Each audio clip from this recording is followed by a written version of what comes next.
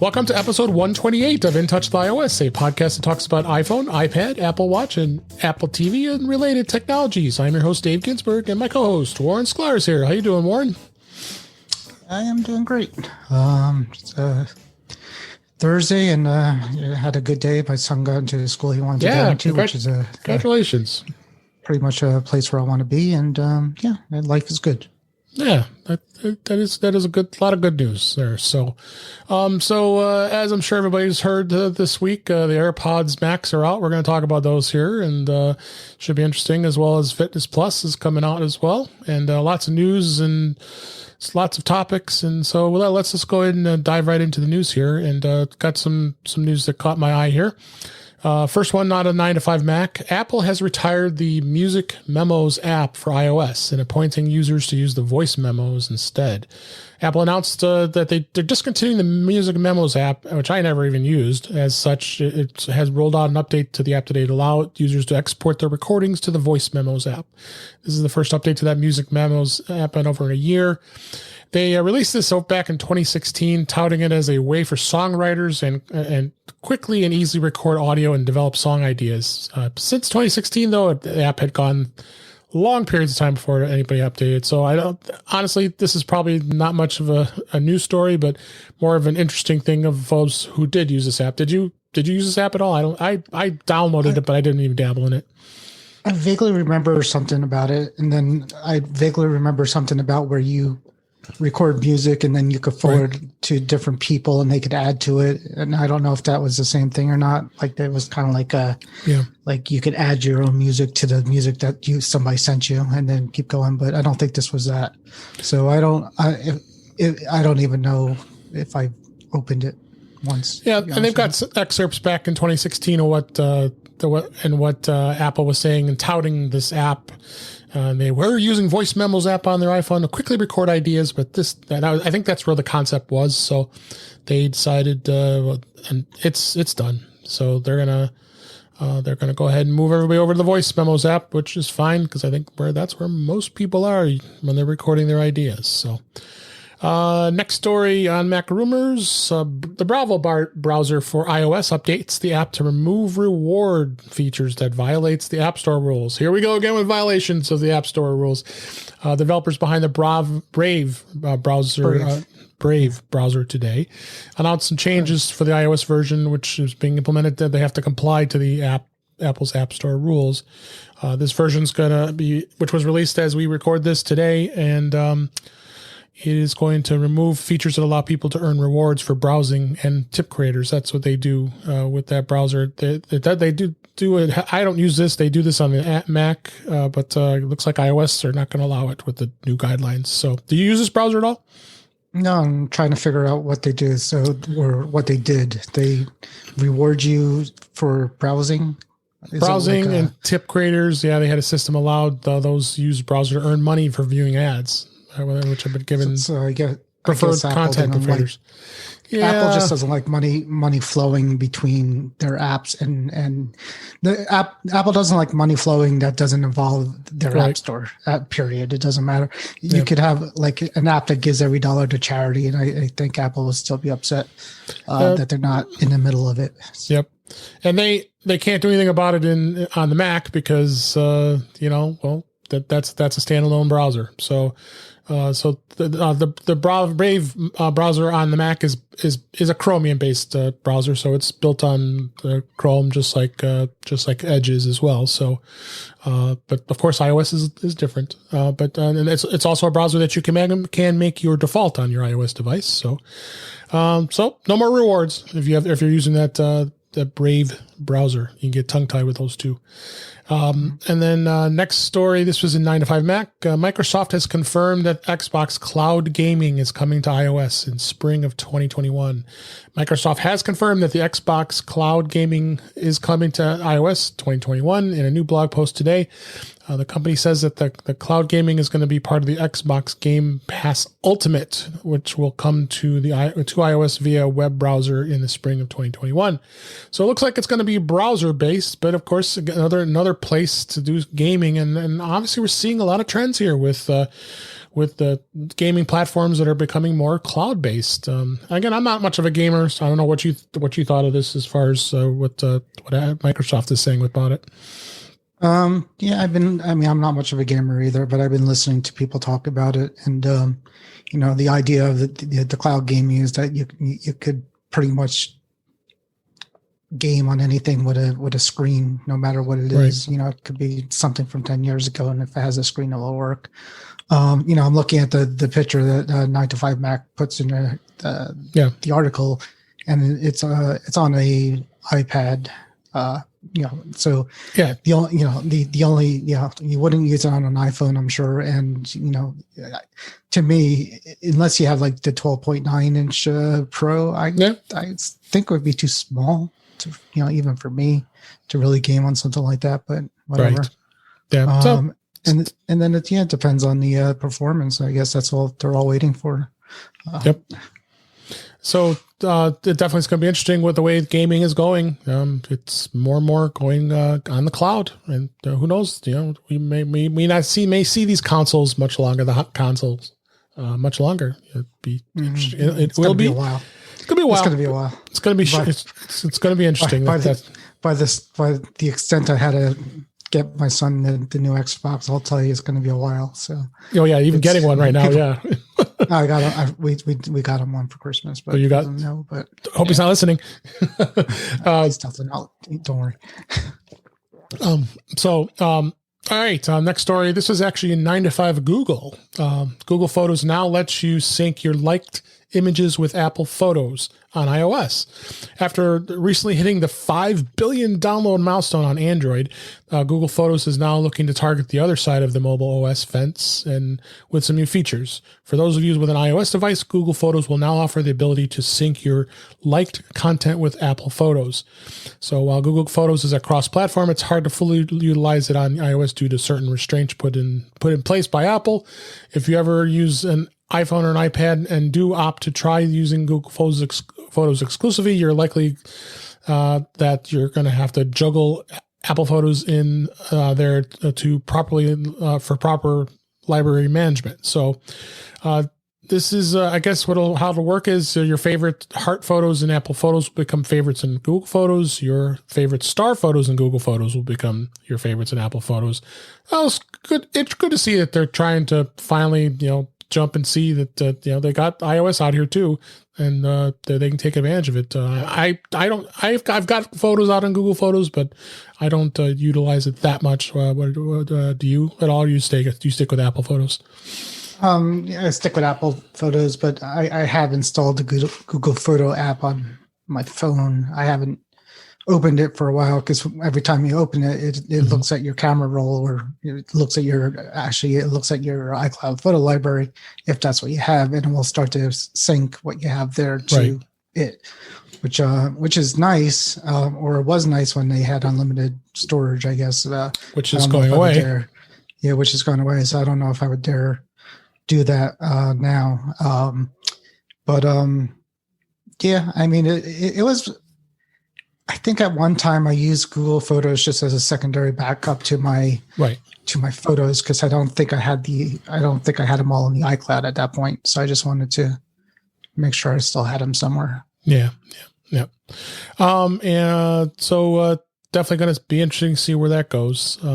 Next story. This was an Apple Insider mixing it all up this week. Apple Music has added animated album covers in iOS on iOS 14.3 and Mac OS 11.1. Apple Music has added animated album covers in its beta versions of 14.3, suggesting that the feature will roll out more broadly when the software updates launch to the public, which is going to be very close. We'll be talking about that in a minute.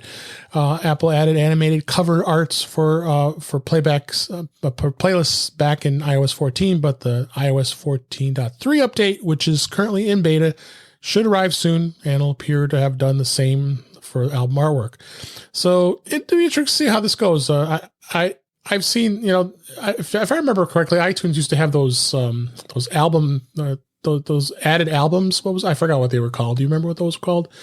It had the album cover. Yeah, the picture, and then it had like liner notes and all kinds of other extras. Some of it did.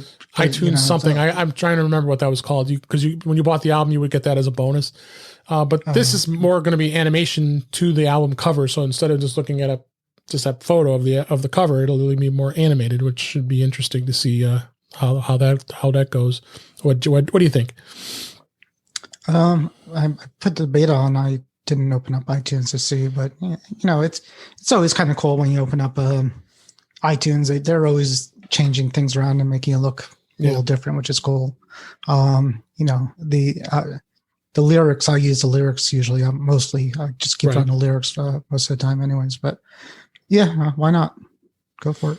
Yeah, it's going to be interesting to see where that goes. That should be out very soon, very shortly here. So, let's talk a little bit about Disney Plus. Disney had their investors announcements today as we record this, and they've gained 13 million subscribers in 2 months. They're almost at 87 million paid users. That's incredible. An increase of there's a 2-month increase of over 13 million, as I said in the last reported numbers, and said that was quite a jump. The streaming service has really become insanely popular.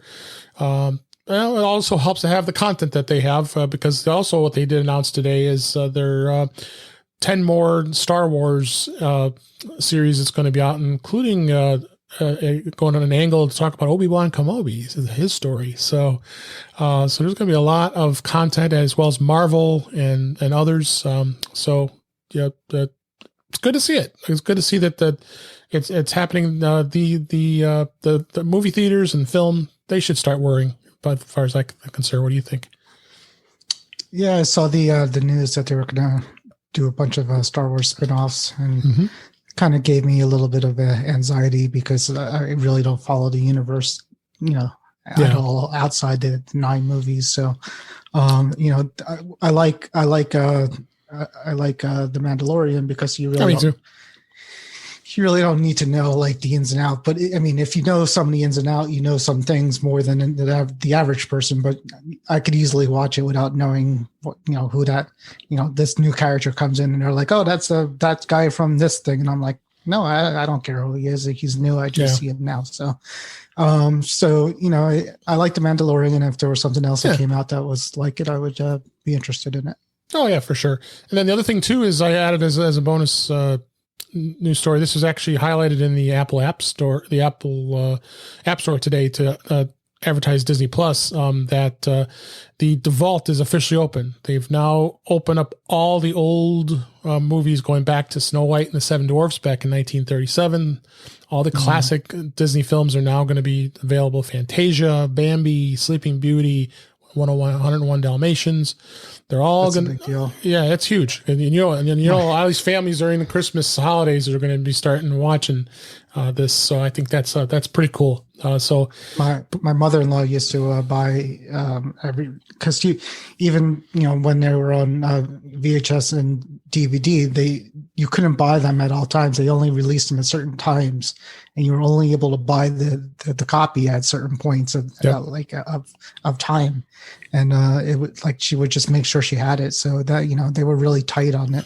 So, So good stuff, good information, good news with Disney Plus subscribers. I want to start watching more because I think it's got such great content. I mean, I watch The Mandalorian like every week, like you do. So, there's so much more to watch now. So, next story: Apple has confirmed that this was last week. It was announced that the family sharing for in-app purchases and subscriptions is now available. They quietly expanded this in the family sharing app store functionality by adding a new app store toggle that allows family members to share in-app subscriptions with one another. Apple confirmed that, and it has rolled it out. So if you go into subscriptions, you can toggle on the share new subscriptions. Of course, it's all going to depend, I believe, for the developer. The developer is going to have to allow it, and I think a fair amount of them are allowing it. I haven't heard of any that hadn't been allowed it as of yet. Nothing was mentioned here in this article, but what do you think on this? Yeah, I looked to see if I had any available to me, and I don't. But yeah, just to avoid confusion, this is family sharing for apps that are not Apple apps, because all the Apple apps, most third of them party, are already, right? I'm sorry. Yeah, these are all third party apps, right? Because Apple Right. apps, you automatically get that anyway. Yeah, yeah. So I mean, there's not a lot of, I can't think of that many offhand that have a subscription to it, except for maybe like the like Adobe apps and things like that. I don't know, but yeah, it's good if you can find it. Yep, absolutely. The next story, 9 to 5 Mac. Apple announced a repair program for the iPhone 11 display with touch issues. Small percentage of iPhone 11, only the iPhone 11 models were affected by a problem with the touchscreen. And the company said it was related to a failure in the display module, which needs to be replaced in order to get the phone working properly again. And they're covering it just for the iPhone 11, not the 11 Pro or 11 Pro Max. It's a small percentage. They have a link on the Apple support website. You put your serial number in, it'll tell you if your phone is part of that repair plan, and they will take care of it. Any thoughts on this? Nope. Yep. Good. So it's good that they're taking care of this. Then the last story for this week, that this just got announced today. Apple confirms the 29-watt power adapter is incompatible with the MagSafe Duo charger. They shared a support document explaining how to use the MagSafe Duo charger. You know, that really expensive one we talked about last week for $129. That with iPhone 12 models and the Apple Watch, clarifying that some details about the accessory is notably that it confirmed that the older 29-watt USB-C power adapter is not compatible with the MagSafe Duo. So because it doesn't have the necessary wattage, 5 volts, 3 amps, or 9 volts, 1.67 amps for power ratings. So apparently it's not going to work, because that plug was, of course, discontinued back in 2018 and replaced with the 30-watt. So be aware.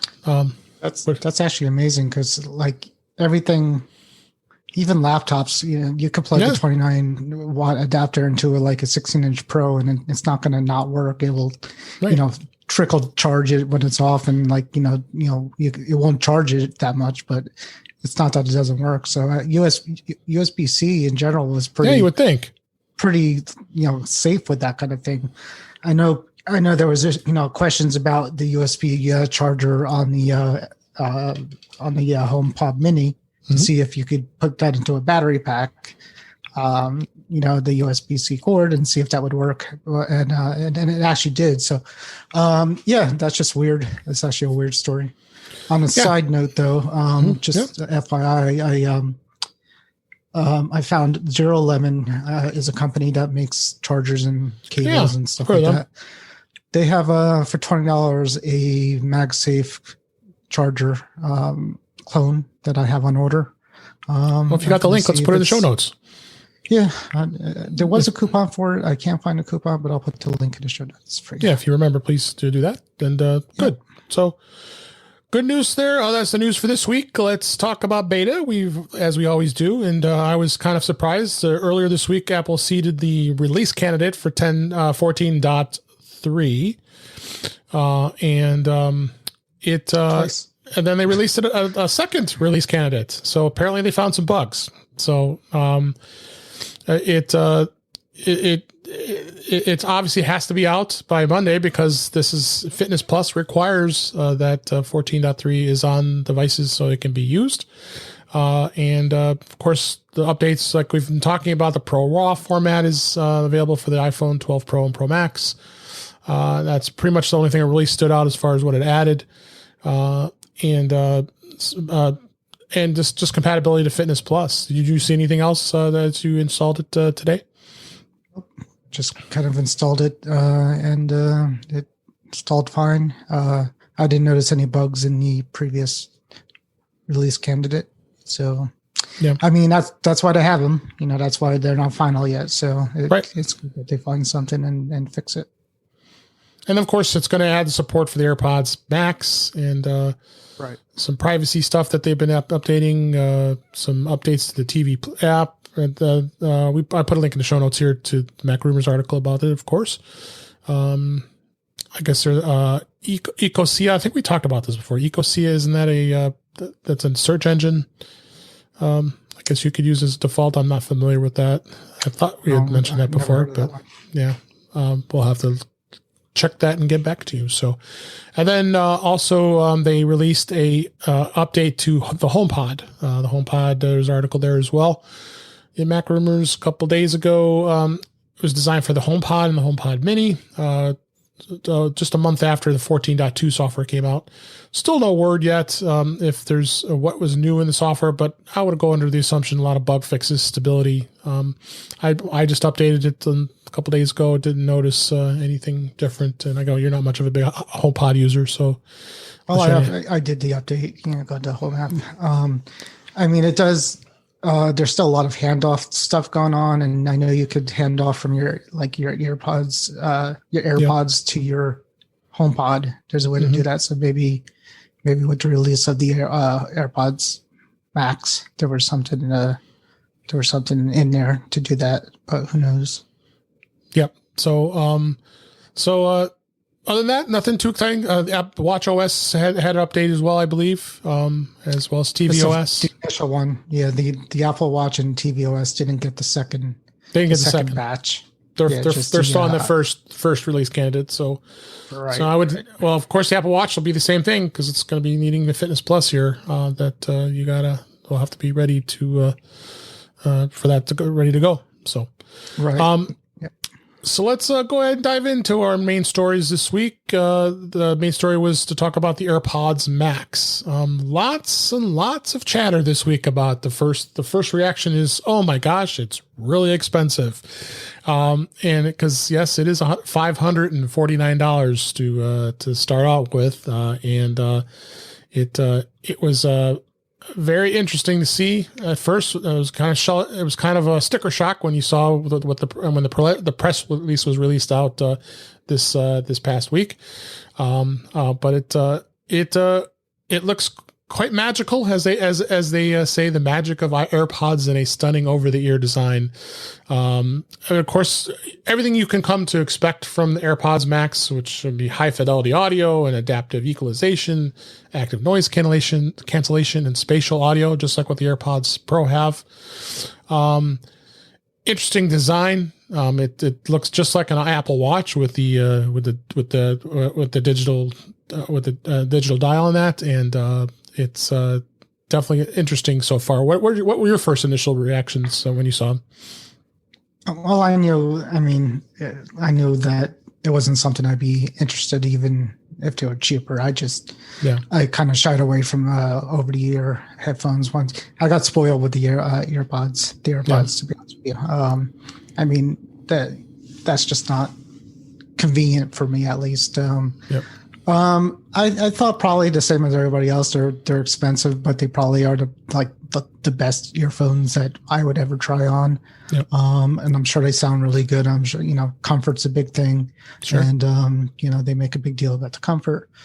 They'll probably testing the water with the price, the same as a HomePod. I would expect it to hit like a 400 something level within a couple months. And it's going to be the same thing. People are going to get it and say these are great. And Dave Hamilton, yep, talks about it a lot, but he talks about the bias. I forget the actual term for it, but if you buy something and you spend money on it and you research it and it sounds good to you, then it's fine. It's right. It's good. So if you get like a pair of $20 things from Best Buy and they sound good, then they're good. I mean, that's I personally can't tell the difference between a lot of headphones. I just don't have the ear for it. So for me, it wouldn't be a big deal. I like the AirPods Pro because of the convenience and the ability to interact with the outside world while I have them. Whereas the AirPod Max Pro, whatever, is the opposite. I really can't see myself interacting with the world around me with something like that around my head. So, well, it's because I've had noise canceling headphones for years. I've had Bose. I've had the last two models. So I have the QC35, which is an older model, but I still love them. I think when I want to really get some isolated sound, and the noise canceling is available on the AirPods Pro that I'm wearing and we're both using. But sometimes you might want to be immersed in the sound and having a headphone. I mean, the Bose were very popular with travelers. Obviously, not a lot of traveling going on right now, but right. But you always see Bose headphones when you're on the plane because a lot of people had them. So then, which also caught my eye. But those were $300 $350. Very good quality sound. So a lot of and as I mentioned, there were a lot of unboxings today. A lot of influencers have received their demo. Their review units, and a lot of reviews of saying the quality of the sound is good, and even some comparing them to the that they've raised the noise canceling bar and they've edged out like Sony and Bose, both having some really good noise canceling headphones that are very comparable.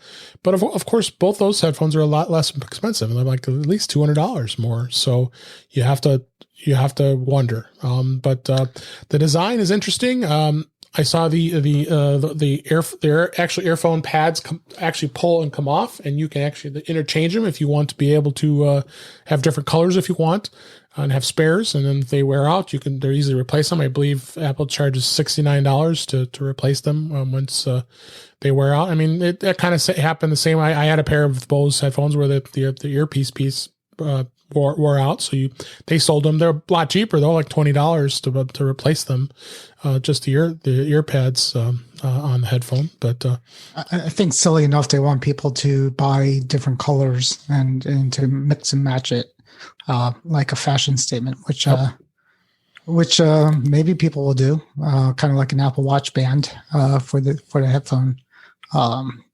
which is a little silly, but you could technically buy different colors and mix and match them. They actually there was a article or something showing all the combinations of every color with every color heads the actual unit with the colors of the pads, and you could make obviously probably I think it was like 50 or 60 combinations of colors. So the question is, if somebody's wearing a pair of like gray ones and they're walking down the street, are you going to say those are the Apple, the AirPods Max? And I think that's what that's what they want people to know, that those are the Apple products when people are wearing them. And I don't know if I would recognize it yet. If I saw it in the wild, I guess we'll see. Yeah. Whereas like the AirPods are, the ones, in your ear, it's pretty obvious that that's what it is. And you go to little extremes like Justine, which I'm a fan of. She's always fun to watch, and obviously we know she's an Apple fangirl, and she admits it. She got her headphones and just was going crazy how great they are and how they sound. And she made comment of the fact that, like you said, it really isolates you because you're wearing the headphones, and she said she couldn't even hear herself talk, and because the noise canceling was that good. So interesting to see how that goes. Now, charging that doesn't come with a charger. Again, going through that trend just like they did with the iPhone with no charger. It spouts out that it says you'll give you up to 20 hours worth of charge time, and you could charge it with with the basic 5-watt iPhone adapter if you wanted to, and charge it back up. It comes with a USB-C to Lightning cable in the box that you would use to charge it if you want. But you also got to think of it this way: it's a Bluetooth device, so you got some. So that's going to be the way to be able to listen to it. Now it does come with a case, and everybody's made lots of comments the way that case looks like a bra, looks like some sort of weird sleeve. But I guess that sleeve is got something special in it. When you put the sleeve onto the headphones and flap it down, it senses that, and it automatically turns the headphones off, so it reserves and saves the battery power for you. So that case does have some meaning to it beyond the fact that it protects it. Now, of course, it doesn't fold up. Like the Bose were nice because they fold up into kind of a circle, then go right into a case, which is nice. So it's easier to travel. these look like they only fold up flat. I mean, they fold up, but they're not anywhere near as compact. So it looks like you're carrying a purse. Literally, it looks like that's the other thing. I think the other comment they made about the case looks like a purse, and it definitely interesting. You can. My understanding was you could get a cable. I believe you could buy a $30 or $40 cable that's got the 3.5 millimeter plug. So you wanted to plug it into as a regular headset without using Bluetooth. But you got to spend the extra on that because, as we know, and like you said when you mentioned Dave Hamilton, we all know Bluetooth has a lag, and it is going to have some lag to it. And for someone who's really an audio guy like Dave is, you'll notice that, and that's what you probably I made the comment yesterday during Back to the Future. I said, I have 4 headphones, 2 wired and 2 wireless, and both can be wired because they came with the wire. So I have plenty of headphones, so I don't see this in my future at all. But I think it's definitely going to be something that it's going to go crazy. They're already sold out, which is no surprise because a lot of people are fans of Apple. I mean, or they had a restrictive inventory, which is very possible. I think they had a restrictive. They sold out very quickly, and that makes me think that was purpose. That was done purposely. I'm sure they sold a lot of them, but they're always bad with the causing the extra hype with this stuff. This year's been worse than any year that I remember. Mm-hmm. Probably a lot of it's due to the COVID situation, and production's not what it is. But even now, isn't it like if you try to buy an iPhone 12, it's still a couple weeks wait? We had talked about. I talked about that the other day. There was an article about that the iPhones 12s or 12 Pros are getting hard to come by. But you sometimes go on, you see this available at the store, you can go get it like the same day. So. Yeah, but I mean, another one, the watch bands. I got the braided loop in green, and I wanted in black. And you can't get if I want it, I have to wait till January. Right. And that's a supply thing, right? I mean, why do I have to wait a month and a half for a stupid watch band? Yep. Yeah. But like I said, it's got a little bit of a design along the lines of the Apple Watch because it has the digital crown. It has the Siri, and that digital crown is very reactive of easy to touch to get to change the volume and to activate Siri, and you can get things going. Setup was very simple. Just not that I was surprised. So I watched Justine do it.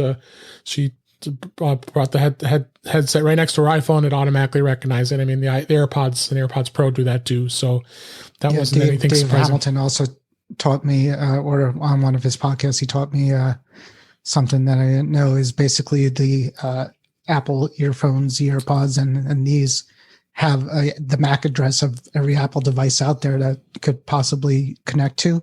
Mm-hmm. And that's how it connects to, that's how it automatically connects to these devices. Yeah. Because literally they hard code every MAC address to it, which is kind of crazy if you think about it. But yeah, but Apple has the ownership of those MAC addresses, so they know it. So yeah, it just seems like a long way to go.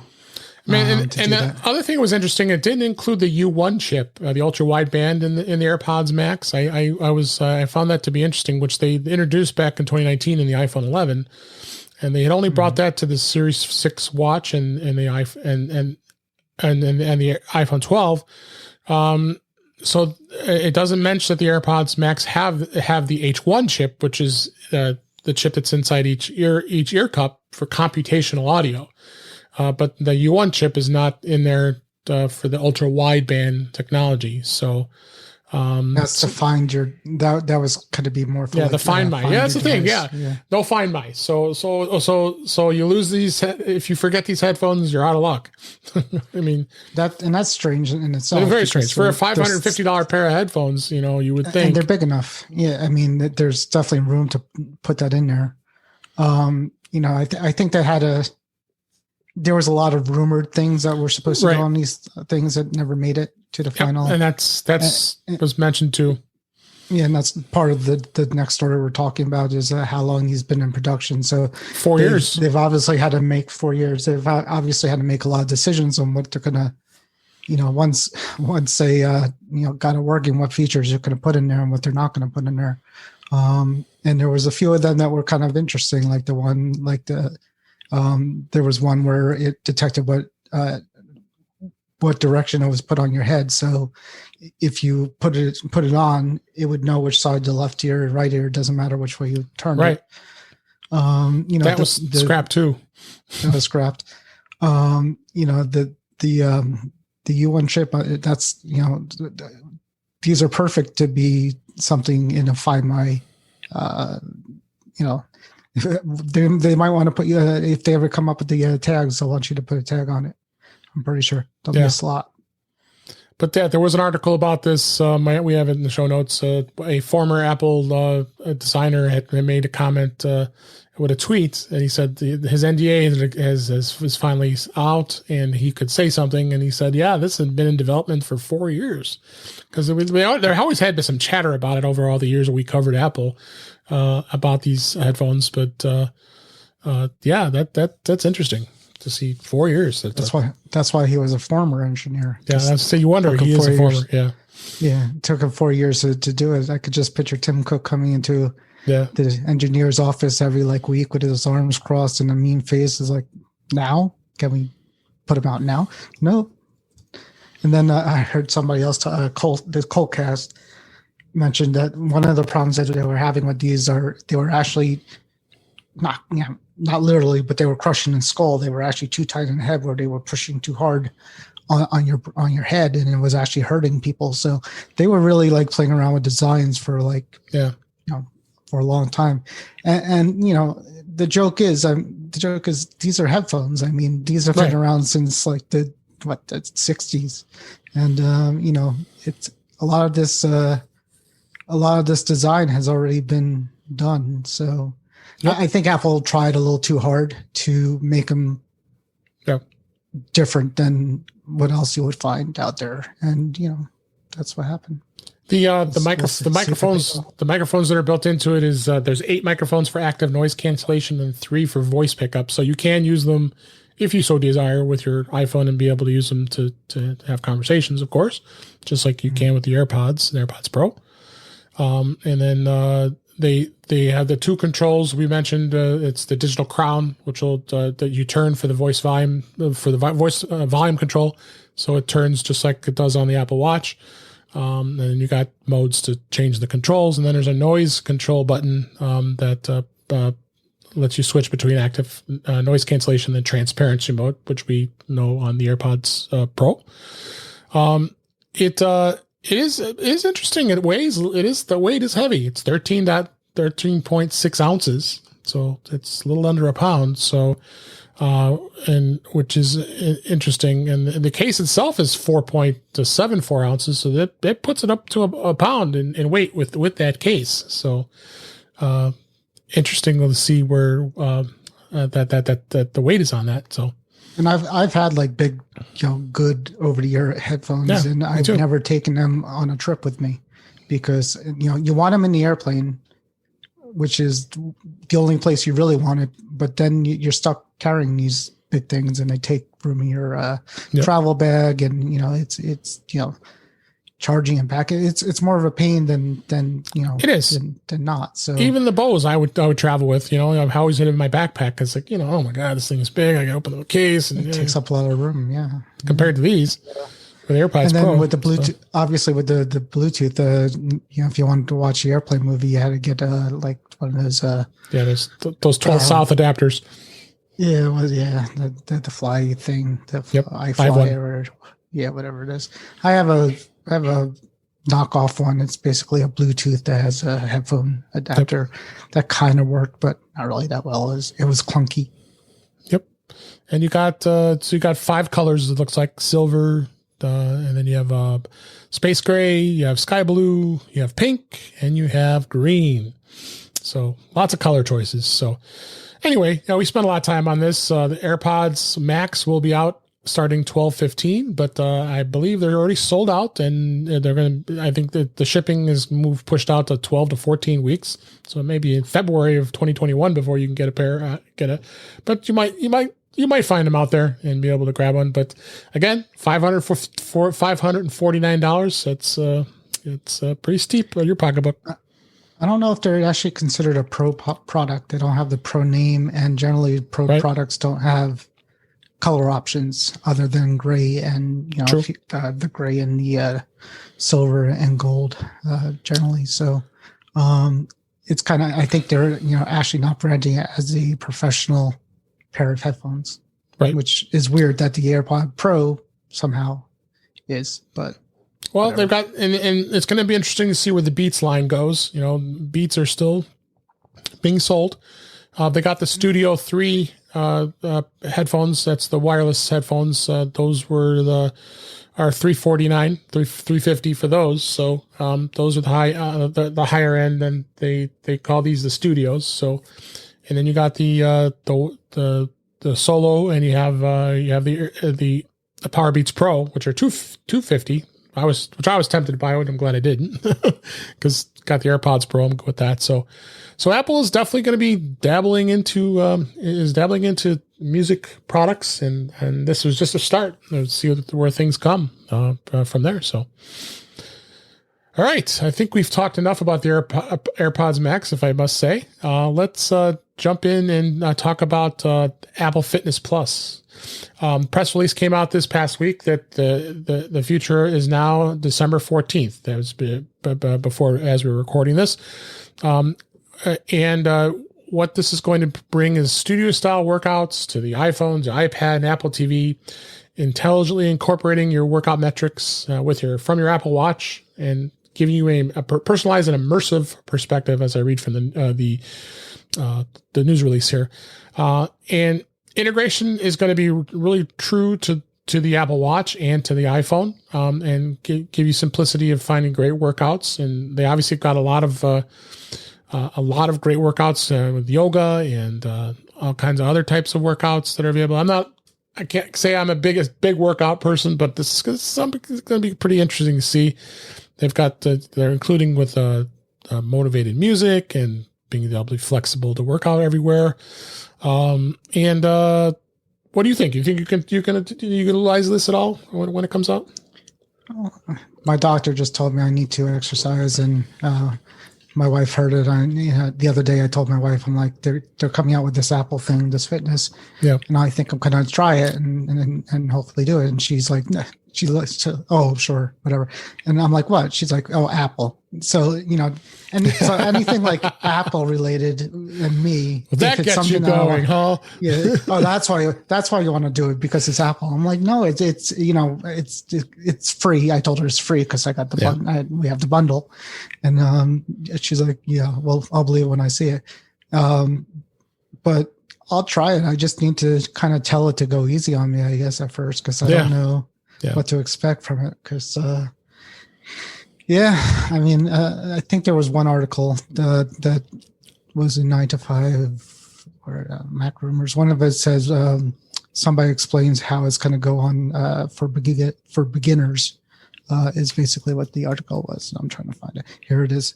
Apple's Jay Blank explains how Fitness Plus will work for beginners. So that's probably something I want to watch to see what. Yeah, make sure you put that. We'll make sure we put that in the show notes. If you can put that in there.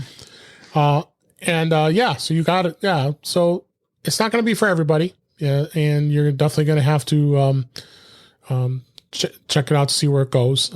So as far as pricing goes, if you buy a new Apple Watch, I believe they're going to give you a 3 months free to try it with your Apple Watch, which is great. The subscription is going to be $9.95 a month in the US, or $79.99 for the year. I believe it's only going to be available in English speaking countries. So had I noticed in the UK and Ireland and Australia, a lot of around the world, Canada. Probably because they still are working through trying to get fitness instructors that will speak other languages. Which I'm thinking that wasn't actually said, but it just seems kind of obvious that that might be the case for those in other countries. So, yeah, it's definitely going to be interesting to see what it does here. So, you also could it also be part of the Apple One Premier Plan bundle, which you and I both have, and that will include that into the bundle, and which includes, of course, your Apple Music, your Apple TV Plus, your Arcade, the Apple News Plus, and 2 terabytes of iCloud storage plus Fitness Plus. So, you'll be great there. There's also a link on Instagram if you want to follow the Apple Fitness Plus crew. Looks like there's a whole crew of folks that are part of that team that you can go and see each one of them. And looks like there's quite a group there of folks that you're going to be able to actually follow. And maybe there's going to be one of them that you like better than the other that are helping you work out. So the other thing too is you're thinking about, we talked about it yesterday, is the fact that Peloton, which has been a very popular fitness bike and incorporating similar to what Apple Fitness Plus does, having in the big on their screen, being able to work out with somebody on the bike, took a little hit on their stock. So people are, the investors are starting to wonder a little bit if this is going to really tap into Peloton's business model, because Peloton not only has the bikes, but they do offer standalone services like what Apple's offering with Fitness Plus. Did you have any thoughts on that? I mean, Peloton has a thing over Apple. The Apple Fitness is that they have the bike, which is basically if you enjoy if you like to spin, and I lost a lot of weight at one time spinning, then Peloton's not going to lose any business to Apple unless they come out with something similar. And we talked yesterday on the Mac to the Future Go Live thing. We're wondering if companies are going to exercise equipment companies are going to make things that integrate it. So could a spin bike company that's not Peloton make a bike that's interactive with the Apple Fitness Plus? Could they come out with like with exercise machines or even weights that kind of like could track things? So that's to be seen. As it is right now, the only thing we know is that somehow the watch will work with the Fitness Plus in some kind of way, and we don't really know what that is yet. But it depends on where they're going to go with it. Absolutely. So we'll check it out. It's going to be interesting to see. We'll obviously talk a little bit more about it next week when it comes out, and everybody's first impressions as far as ours as well. We'll be definitely checking it out and seeing where it goes. So let's go ahead and I don't know if you had an app of the week. We need to have you grab one if you have one. And I have one that I wanted to talk about, and it's a company called Readle. And I've always liked their products, including the PDF Expert is one of my favorites from them. But Readle actually just updated the Scanner Pro app, which I really really like that app. They've added some really great stuff in here as far as new technology with this app. It's called Text Vision. It's an enhanced tech vision, and it's an OCR, optical character recognition. Allows you to scan full text articles and search for better organization. And they're saying, get your mind blown, emoji ready, and let's dive into it. So, and then it'll actually turn the scans into text right on the fly on your iPhone. And it's pretty slick to be able to get that right converted to text and be able to transfer that text right into it. And it's really gosh darn accurate. Again, I think this is a great app. They offer it for free, and it is got in-app purchases. You can buy the Scanner Pro Plus, which is $20, which I've got that plan. I believe that's let me see what else they have. And then they had fax plans too. If you had to be using faxes, they have different plans in there as well. But it's a great app. I definitely recommend it highly for scanning, and it's even more improved. And it's got a lot of high ratings, 4.9 out of 5. So really a great little app here. So. Did you happen to have any app that you think of this week that you? Yeah, I added it today to the notes there. Oh, this is the 9 to 5 Toys app. Oh, okay. Basically 9 to 5 Toys is one of the parts of 9 to 5 Mac, 9 to 5 Google, 9 to 5, whatever. But their toys, there's a section they do is basically they, mostly is a link to products that are on sale, products that are, hot, or, sometimes they'll put some reviews in there. So especially for this time of year when you're looking for, gifts and things like that, it's kind of nice to scroll through and see what's out there. It's mostly tech related things, but sometimes I'll throw in that's what it should be items. Yeah, pretty much clothes and things like that. So it's one of those slick deals kind of thing, but it's done a little more geared towards tech, which is kind of neat. Yeah, absolutely. So, all right, I think we've talked through a lot of stuff this week. Give you a couple extra minutes here, and we can go ahead and wrap things up. Unless you have any other things you wanted to bring up before we go say goodbye. Nope.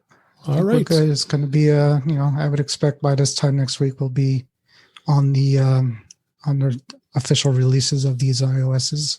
So we'll definitely be giving you our reviews of 14.3. It's definitely going to be out by I would venture to say by Monday. Who knows? Friday we may get the final release. I don't put the final the beta releases on my primary iPhone, so I haven't even been able to try any of it yet. So we'll definitely get you some feedback on that as well. So. All right, let's go ahead and wrap things up. That's a wrap for this week. Please send your comments, questions, and suggestions to our email address, feedback@intouchwithios.com. You can follow us on Twitter @intouchwithios, and you can also subscribe in your favorite podcatcher, including Apple Podcasts and Spotify and many others. But better yet, go to our website at intouchwithios.com, where all the links to all the ways to listen to us are there. I am Dave Ginsburg, and you can find me on Twitter @DaveG65. Warren, thanks as always. What was going on in Mac to the Future this week? Anything exciting related to iOS? Believe it or not, my life has been a little busy, so I haven't been. I noticed you had because every time I come up with Facebook, you always have something posted. So I've been just kind of skimming through it. Yep. Just normal stuff, but all good. Nobody's. A couple of the unboxing videos that we talked about are posted on here for the AirPods. But it's all good. Yeah, go. Please come join us. It's a private group, but it's on Facebook, and we love to see you and love to chat with you. And we definitely would like to have you hang out with 3,000 plus of our members here. So it's on Facebook.com, and the link's in the show notes in Warren's bio here. So, all right. Well, I appreciate everybody listening. I hope you enjoyed the show. Thanks for listening, and we'll talk again soon.